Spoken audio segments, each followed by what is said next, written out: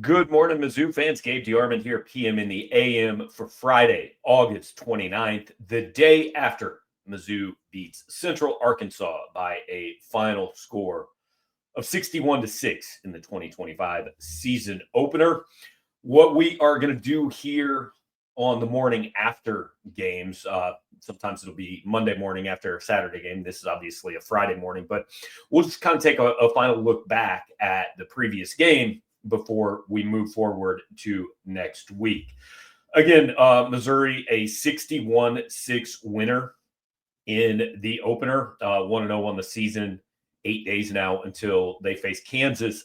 Really, things went almost as well as possible. I mean, we've watched Missouri struggle in these games. They struggled to put away South Dakota, struggled to put away Abilene Christian. They haven't always been this easy. 61-6, the biggest margin of victory, I think, since the Delaware State game a few years ago that should never have even been played. So Missouri dominant start to finish. I'm just going to run through kind of 3 or 4 things that stand out. Number one, Missouri has this quarterback. Whether that is, how much that has to do with Sam Horn's injury, and we don't know how serious that is. I don't really know. I think Bo Pribula was the leader going into last night, and I think he did absolutely nothing but solidify that job. 348 total yards, a couple of beautiful deep balls, a couple of really nice scrambles, 4 total touchdowns. Did everything you could ask of a kid making really his first career start. The injuries are the thing that most people are going to talk about. Sam Horn, Blake Craig. Eli Drinkwitz did not have an update last night. Both are getting MRIs today. I've checked with the team spokesman whether they expect to release news if they get it from those MRIs, and he said that he's not sure at this point in time what the plan will be. So it may be 2 or 3 days, 4 days before we really find anything out for sure. But look, Sam Horn was on crutches with a full-length knee brace. Blake Craig was helped to the locker room.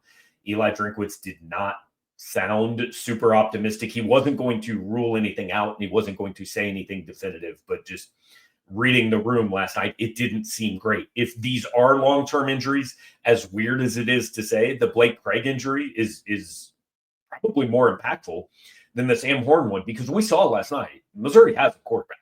Bo Pribula is fine. Now, obviously, Sam's injury, if it is long-term, hurts the depth, puts more pressure on Matt Zoller. It's all of those things. But we don't know what they have at kicker. What they will have at kicker is a true freshman from California named Robert Meyer, who was brought in and highly rated by Cole's Kicking Services. And who knows, maybe he's 2007 Jeff Wolfer. We don't know what he is, but we were starting to know what Blake Craig was. His last 4 kicks, 4 for 4. The shortest one was 49 yards. The longest one was 56 that won a bowl game. So, we'll see. Again, nothing being ruled out there, but we'll see where it goes in the next 3-4 days. Last thing I want to hit on the offensive line. I was pretty harsh on them right after the game. After having a little more time to digest it, they were better than I thought. Clearly, really good in the second half. Actually, really good if you take out like 2 drives. The problem is you can't take out those 2 drives. Missouri had 5 or 6 snaps, really almost right in a row, that were really bad up front. Bo Pribula took some hits he did not need to take.